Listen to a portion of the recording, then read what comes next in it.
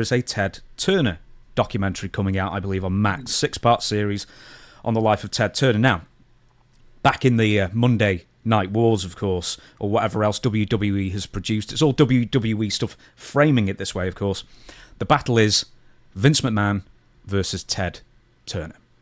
Now, why do you believe that the narrative WWE has always put out there has always been Vince McMahon versus Ted Turner, and never Vince McMahon versus Eric Bischoff or Vince McMahon versus Kip Fry, for God's sake? I mean, whoever else, who was the actual head of WCW at the time. Why is he always putting it on to Ted Turner? Because my opinion is Vince McMahon's name might not even come up in this 6-part Ted Turner documentary, whereas if it was the other way around, Ted Turner would be mentioned several times. Yeah, well, look, if you go back to the mid to late 90s, particularly 95, when Nitro started, 96, 97, 98, during that period of time, WCW was dominating WWE. 95 when Nitro first started, we were kind of even. There was parity there. One week we'd win, the next week he'd win. They might get 2 weeks in a row, and then we'd get 2 weeks in a row. So there was parity there, I think, in our performance. But of course, once the NWO hit 1996, it wasn't that way anymore. We were dominating WWE, and that's when Vince started the Ted Turner campaign, meaning big, bad billionaire Ted is trying to put poor little WWE, this family-owned business. It's just my wife and I and my kids, and this corporate monster is trying to put us out of business. Vince wanted to frame himself as the underdog. And I get that. I understand that. For Vince McMahon to say, well, in this Eric Bischoff character, who's really only been in a business for 20 minutes, I never even heard of him before, really, and now he's kicking my ass every week. That would tell the story that Vince wanted to tell. Vince wanted to convince the world, create the narrative that the real battle was between Vince McMahon and Ted Turner, when in reality, Ted Turner had nothing to do with our show. I never had a meeting. I had one meeting with Ted about wrestling, and it was about international distribution. It had nothing to do about characters. It had nothing to do with storylines. Ted would call me like Tuesday afternoons when the ratings came out for Monday night. Ted would call my office typically, especially in the very beginning. If the ratings came out at 4 o'clock in the afternoon, my phone would ring at 4:10, and it was Ted Turner on the other end.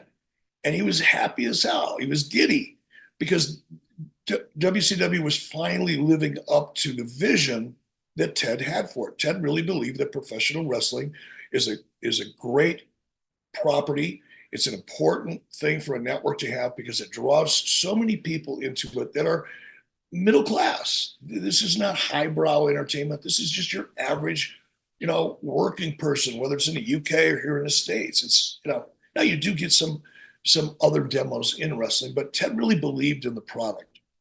So once WCW started being successful and outperformed WWE, Ted was very excited about that. But other than those phone calls, Ted never had anything to do with the business. But Vince wanted to make it look like Ted Turner was just trying to grind him into oblivion. Nothing is further from the truth. Did you ever, I don't know if you ever sought it or wanted it, but did you ever get validation from Vince McMahon, you personally, for what you achieved? No, no, not really. It's funny, I worked for Vince. So I was there for 3-4 years and worked, creatively. When I say creatively, I mean as a performer. So from 2002 to 2006, I was there as a talent. And obviously as a talent, there were some times when I wrestled Vince McMahon or something that looked like a wrestling match.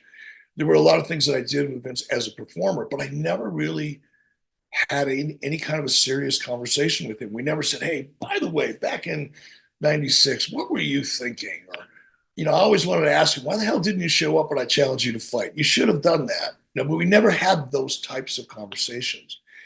And when I was there for a couple months as an executive, same thing. We just never touched on that. The closest I think I ever got to any kind of validation was at the Hall of Fame ceremony.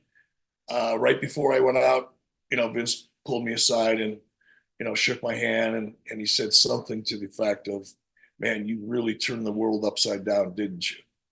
I just nodded my head and That was it. That's probably the closest that we came. Is it anything you ever wanted, essentially? Or is it, were you happy with that comment that Vince made at the Hall of Fame? Of course, I mean, for Vince, you got to at least have a little bit of an insight into Vince McMahon. For him, that probably took a lot. It was probably so. I didn't really care one way or the other. I never sought out Vince McMahon's validation. I'm quite comfortable with what I did and how I did it, and where I stand in the world of professional wrestling as a result. So I've never really needed a lot of validation from anybody. But it was a nice little thing for Vince to say because I know him well enough to know how hard that probably was for him.